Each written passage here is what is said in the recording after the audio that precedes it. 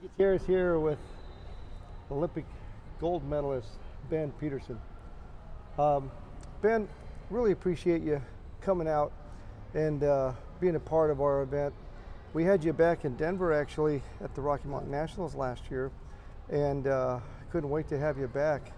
We were talking that hey, these things that we normally have gone to was stopped there for a while and didn't know really what that all looked like. You live in Wisconsin. Did you experience something similar there in Wisconsin as we did maybe in Colorado or Iowa? Is it a little bit different there? The wrestling stopped. It's been weeks since I've had my wrestling shoes on. Yeah. That actually took place, and then being able to go to tournaments. So to be in this event today is special. A little closer to home, a little closer to Wisconsin than Denver. So you're pretty active in camp still. Your Camp of Champs that you promote and run and operate. You're headed to Denver, or potentially scheduled in Denver here sometime soon. Is that right? Well, I was, but they canceled it. Oh, they canceled. Okay. Canceled. Is there anything coming up for Camp of Champs here in the future? Our summer camps that we ran actually for 41 years, my brother and I. We only run retreats in the fall, occasionally some in the spring. So we are not running summer camps. I work at camps for other people. I tell people this literally, that I wore my wife out and myself in organizing and running them. And the things are different in how the clubs run things. So I work with other people who organize and coordinate them more than Camp of Champs do. So, still quite heavily involved in the sport. And I remember the first time I was introduced to you, I was watching television, of course, and Wide World of Sports, and they had a special on you and your brother, and Dan Gable, and you were getting me tired watching you guys run at night and flopping on cars after you got tired and kept going there. But that brought you to some personal goals that you had and that you achieved. Tell us a little bit about that. Being here in Bettendorf, Iowa, I'm talking to people here in the Iowa setting that I had the privilege of being a student and a wrestler at Iowa State University. And while I was there, Dan Gable was also a student. He was 2 years ahead of me in school, so his junior and senior year, he was a captain of the team, and I'm a young freshman and sophomore trying to make it. And I was able to make the team as a sophomore, and just seeing his training, I say my upbringing as a farm kid in northern Wisconsin was fine and dandy with his work ethic. And so I stayed with him, and eventually got my brother to come and join me. And so we trained with Gable extensively to go to the Munich Olympics. And all three of us came back with medals, Dan and I with gold and John with the silver. It was kind of a dream come true of just what you can do when you just pour your mind into putting all the talent and ability that God gives us to just pursue a task. It's fun to see how far you can go.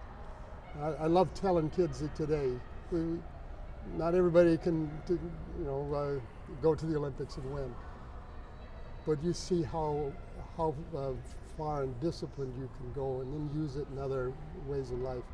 It's invaluable in using wrestling to do that for young men. You know, your career almost has a contrast to most. There's a lot of kids start out and they, especially nowadays, they get these big trophies and belts, and they continue to excel, and they come through high school and they take state twice, 3 times, 4 times, and really for you and let's say that wrestler doesn't necessarily blossom after that, whether it be NCAA champion, whether it be world team and Olympic gold, of course, but you seem to take that career and really excel during college and then afterwards. What would you say to a young wrestler, how he keeps that motivation and drive to accomplish the ultimate goal of an Olympic gold medalist? I would say, first of all, have something else along with it. I was I wanted an education because I wanted to be a builder. I wanted an architecture degree. I wanted to design and build buildings. And those two together, during the day, pour my heart into that studies, and every afternoon, pour my heart into wrestling. And I think the diversity of doing those two and getting excited about it. About the time that I got serious about wrestling, I also got serious about wanting to pursue the idea of an architect. And so when I looked for college, I looked for a place where I could do both of those together. And a lot of guys there, it seems like they say, well, okay, fine and dandy if I can do this, but I really want to do this. Well, work the two together, and you got to make a living someday. You can't wrestle only the rest of your life. Actually, that's not totally true today. It was more for us years ago. It baffles me how I see how many people today live off of wrestling because of the interest and the emphasis put on it. But you really need to have something else that you look at doing. And even if it's being a coach, then you prepare yourself to be a coach someday. And when God made us, He didn't make us just to be a physical creature. He made us to pursue things and to dream and to pursue those dreams. So when I started thinking about doing that as a junior and senior in high school, and it got serious, well, then I could bring it into college and it could go into a whole nother level. So when I get around a guy like Gable and I start dreaming about, hey, could I make a U.S. team? And then the next thing I know, well, John's in the middle doing it with me. And it's like, well, there's no turning back. And we just poured everything into that pursuit. So I'm hearing a balance, and when I saw that special, I'm like, these guys are completely sold on driving their bodies as far as they can go to beat whoever the opponent is going to be, whether it was going to be at the next tournament or eventually in Munich. And bottom line is, did you feel like sometimes you were out of balance compared to what, let's say, studies and wrestling? And what would you tell a young wrestler how to keep a balance between their studies and their goals? There's different things we do at different times. I use an example of this. A student has classes that he'll go to in school throughout the day. Well, if he goes to math class, he can't be worrying about his English. He's put his total attention on math. Then when he goes to English class, his total attention is English. When he goes to history class, total attention on the history. And when he gets to wrestling practice, we forget those things and we go to total wrestling. But when it's done, you have to pull out those books in the evening and start preparing for the next day. And that's what I mean by a good balance in coordinating all of those. And if you don't, you're going to find over and over again, we have dreams of, in the likelihood of me getting all the way to the Olympics. Well, otherwise I'm going to be totally disappointed if I don't make it. In the end, I have to say this, and people had said, what would you have thought if you'd lost? I'd have been very disappointed. But my mindset and ahead of time was this. There's a way in which Gable gave me this, but other people did too. Just do everything you can to get as far as you can. And we'd never been to the Olympics. I'd never been outside the U.S. when I made that team in Munich. And it was like, is it possible that I could win? When I went running in the morning, it was not, well, let's see how, we'll have to go to this time. It was to go as hard as I could, to get as tired as I could, to get as far as I could. In the end, I tell people this, that if the Olympics had been a week earlier, I wouldn't have won. Because I was advancing every day at an incredible speed.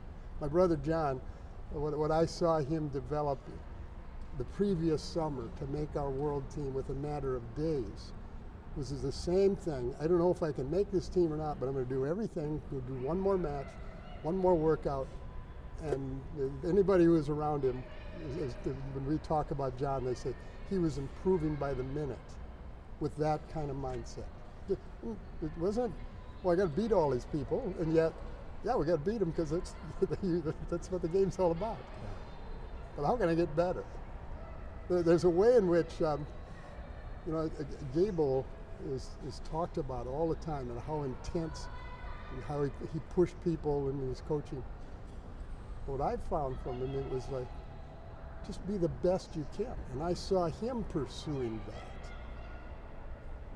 Be the best you possibly can with the talent and ability that God gives you and the opportunities that you have. You just be the best you can. And I desire to do that, I guess, in every aspect of my life today. It set the pace for me. Very good story there. As a husband and a father, I seek to do the same thing. And a grandfather today, I want to do the same thing. So, you must be familiar with UFC.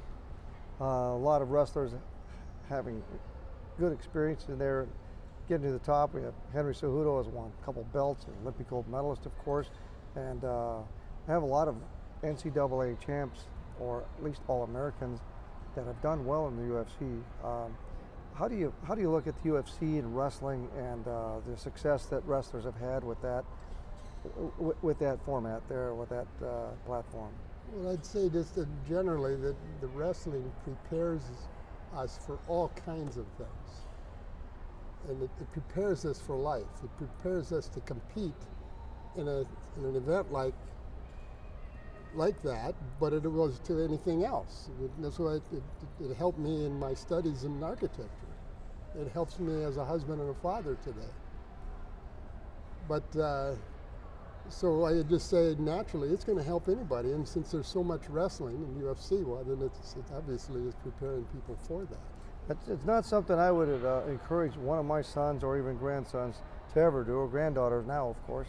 I'd rather have them stick with wrestling and then do something a little bit more natural, like let's say go into building of like you did. I don't know if I would ever want them to go in a cage. It's got to be pretty stressful. Yeah. But the training that you described, obviously, I'm thinking would definitely prepare any wrestler to go in any type of format, whether it be a cage or on the mat.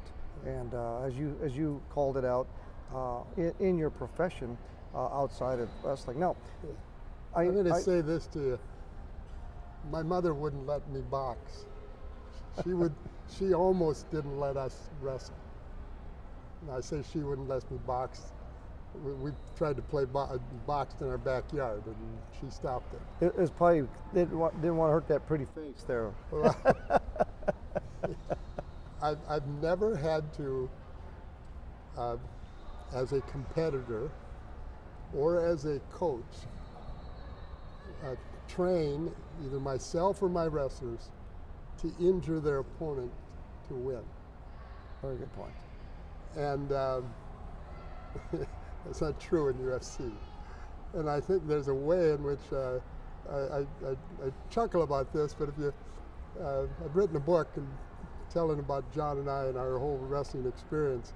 In one chapter in it says, no son of mine will ever wrestle. And it's the second or third chapter of the book. It's my mother saying that her 5 boys will never wrestle. When she first was introduced to wrestling, when Tom comes home, my older brother, one of my older brothers, and says that he wants to wrestle, she doesn't want anything to do with it. And Tom to this day will say, she didn't want us fighting. They were already playing football. Yeah. Basketball, we played all the time in our backyard. But she didn't want what she saw in boxing of that fighting, of injuring each other. Got it. So I've never had to do that in the sport of wrestling, so I stay with it. So you talked a little bit about writing a book. Tell us a little bit about your book there, John. 'Cause obviously, Ben, you've actually done a great job there with the cover, and I'm sure the inside's even better, of course. But tell us a bit about that, Ben. Yeah, the inside better be better than just a cover. But it is a sharp cover. I've had people comment about it often. this really should be called Roads to Gold because it's both of John and me. And it is the first years to get to Munich, Germany, and it starts from the time we were little kids just learning things, and I pull out various little experiences probably, and that every little kid is going to as he starts out. And that's why I had my mother saying initially nobody in her family is going to wrestle. In the end, all 5 of us boys wrestle. Wow. We had one sister, and she was a great fan of us, I guess, and still is a great encouragement to me just to talk to her. But I have a section here about when we're young, we get into high school, and kind of the ups and downs of winning and losing. People often ask me, how'd you start? You start winning right off the bat. I got to wrestle with my high school team 7 times my freshman year. Got pinned in all 7 of them. So, but it was invaluable. Those 7 matches were invaluable to me. And they really taught me this, that my team and my coaches would encourage me. They didn't say, hey, this way it's always going to be, Ben. Why don't you quit?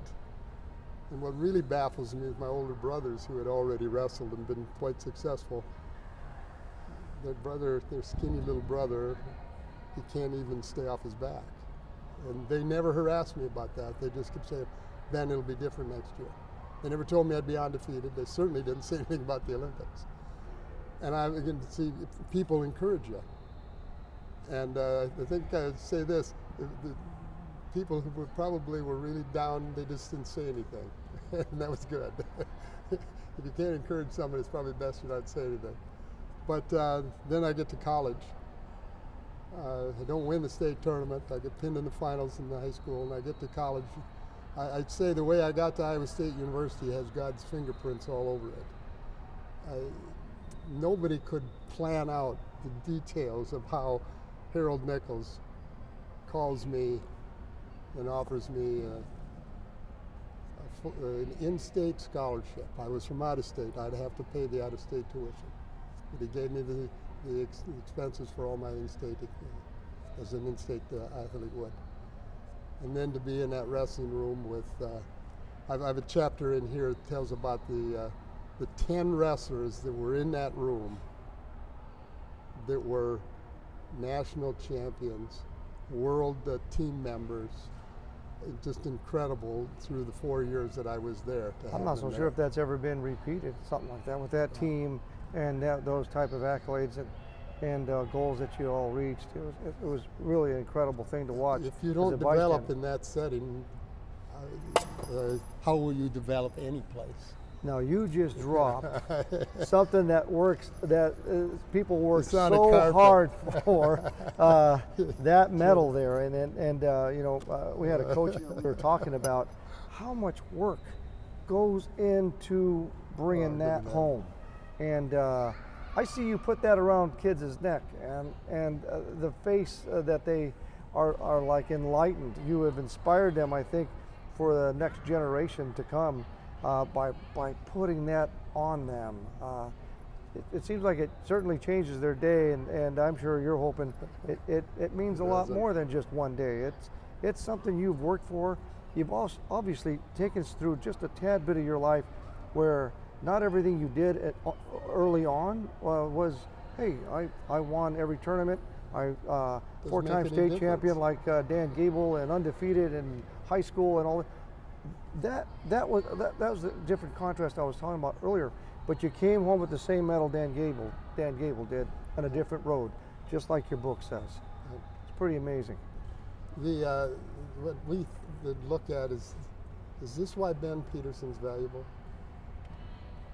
If this is why Ben Peterson is valuable, I'm not very valuable. If I try to go and sell this, we can get a lot of money for it. You'll get a lot of money for it. I won't. No, we kid about it all the time. I tell people, if you want to buy it, it'll cost you $1 million. And I haven't gotten anybody yet who'll give it to me. They tell me, I know what I'll do with it. I'll make a wrestling You probably wouldn't sell it for $1 million. And, no, I built a wrestling facility with it. But God's Word tells us we are of value because He made us. He made us in His image. Now that's one thing I really appreciate with you, Ben, and that is you've done the experiences of the university wrestling and the world team and the Olympic team, and huge success with that. But you bring it all home with your conviction of believing in Jesus and spreading that word.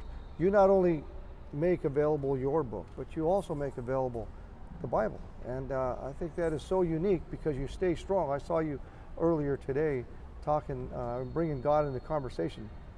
And I know the person that was a coach, I think he even said that he competed against you at one time.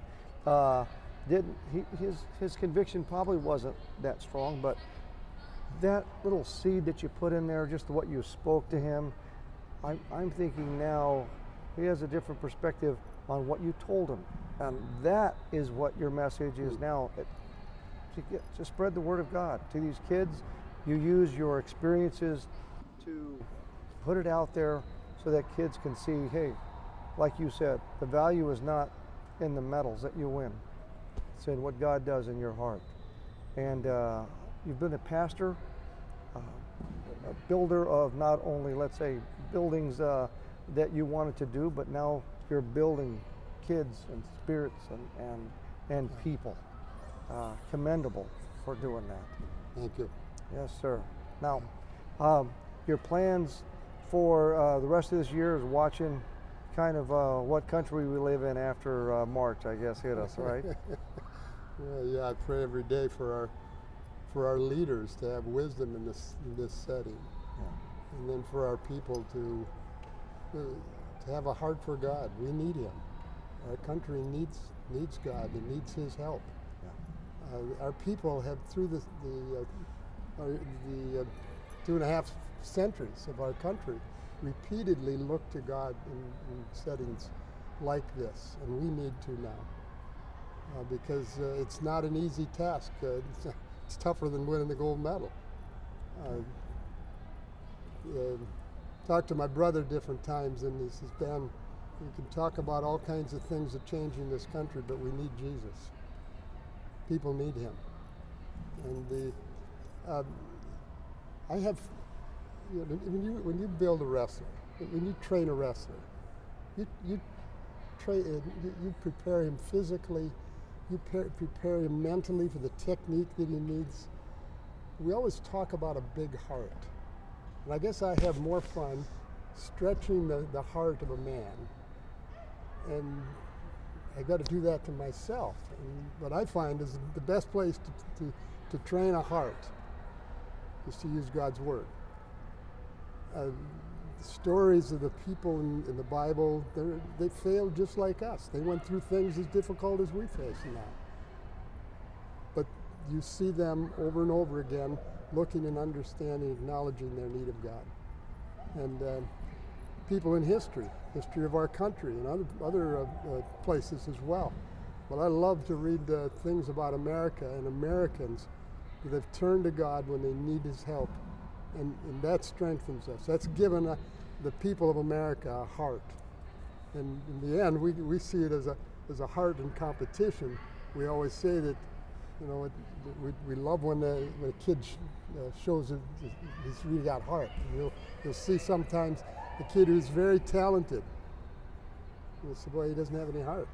Then you watch some kids maybe not as talented, and you see, boy, he's got a big heart. And you see him fighting, sometimes maybe not to win, but you see him fighting to the very end. And to develop that and work on that, to me, has been just a major thrill, I guess, of my life. After doing it myself, now I want to see other kids as well.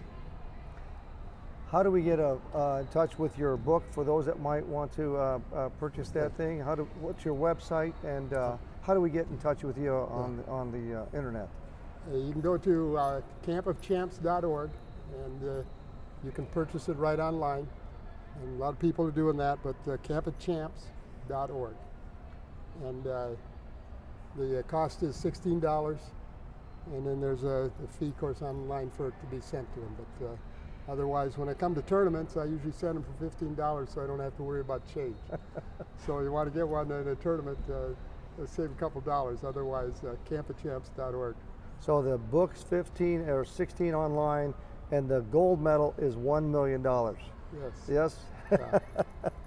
Ben, thank you so much for being with us. God bless you, and thank you so much. Folks, you can catch this on Facebook. Please share it. Great interview here with Ben Peterson, Olympic gold medalist. Thank you.